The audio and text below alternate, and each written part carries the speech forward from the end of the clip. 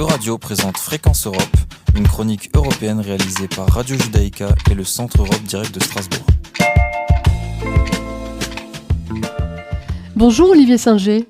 Bonjour Laurence Sobron. Alors dans moins de 10 semaines, le 9 juin prochain, les Français iront voter pour élire leurs représentants au Parlement européen. Comment s'organise cette élection, Olivier ?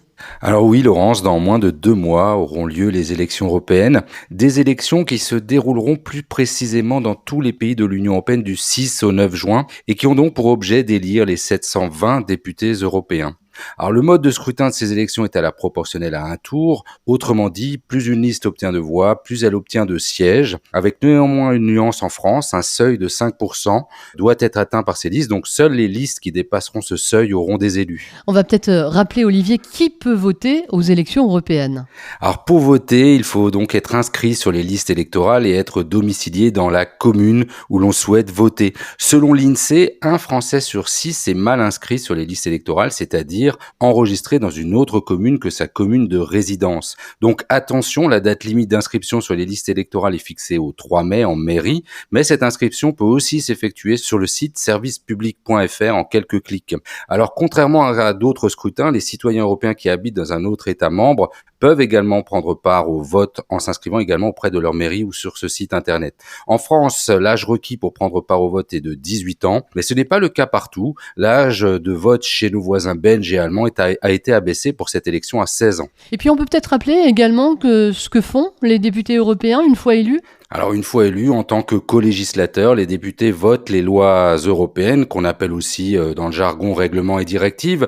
Lorsqu'ils siègent à Strasbourg ou à Bruxelles, les députés ne se regroupent pas par nationalité mais par groupe politique. L'une des particularités de ce Parlement, c'est qu'en raison du mode de scrutin à la proportionnelle, aucun groupe politique ne dispose de la majorité à lui tout seul. Il est donc nécessaire, pour adopter un texte, de rechercher des compromis afin d'éviter des blocages. Cette culture parlementaire du compromis n'est pas toujours bien comprise en France. Pour certains, il est difficile d'accepter que des députés de bords politiques opposés puissent être d'accord et voter dans les mêmes termes un texte qui porte sur un sujet sur lequel, en France, ils s'affrontent. Quelles sont les grandes décisions prises par le Parlement européen au cours des 5 dernières années ? Alors, dès le début de cette législature, le Parlement européen a décrété l'urgence climatique et s'est engagé avec l'adoption du pacte vert à devenir neutre en carbone d'ici 2050. Mais dès le printemps 2020, on se souvient, l'Europe et le monde affrontaient une pandémie qui a conduit la fermeture des frontières, à la restriction des échanges et le repli sur soi. Alors malgré tout, le Parlement européen a continué de fonctionner pendant toute la période du Covid. Les députés ont pu travailler et voter à distance. Ainsi, pour contrer rapidement les effets économiques de cette pandémie, ils ont adopté un système d'emprunt commun et un plan de relance européen massif de 750 milliards d'euros. Le Parlement a également approuvé l'achat mutualisé des vaccins, évitant la concurrence entre États et facilitant la négociation des prix avec les grands groupes pharmaceutiques. Mais à peine avait-elle terminé avec cette crise que l'Europe en a affronté une autre, avec le retour de la guerre et l'agression russe de l'Ukraine. Depuis, l'Union européenne et le Parlement européen soutiennent l'Ukraine. Est-ce qu'il y a d'autres votes qui ont marqué au cours de cette législature ?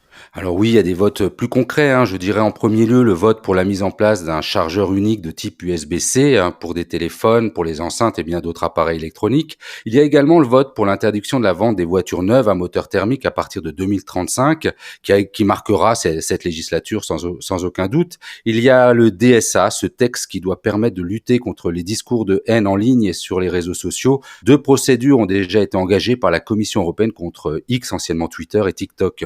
Je pense aussi au vote pour endiguer la déforestation mondiale, notamment en Amazonie et au Congo. Pour cela, les députés européens ont adopté un texte dénommé Zéro déforestation qui garantit que l'importation de certains produits soit sans lien avec la déforestation. Cela concerne notamment l'huile de palme et le cacao. Alors, ne nous trompons pas d'élection, tout ne se décide pas au niveau européen, mais sur certains sujets, l'action de l'Union européenne et de son Parlement sont plus adaptées que celle d'un seul État. C'est aussi l'efficacité de l'action du Parlement européen qui se joue lors de ces élections. Merci beaucoup Olivier Singer. Euradio vous a présenté Fréquence Europe, une chronique réalisée par Radio Judaïka et le Centre Europe Direct de Strasbourg.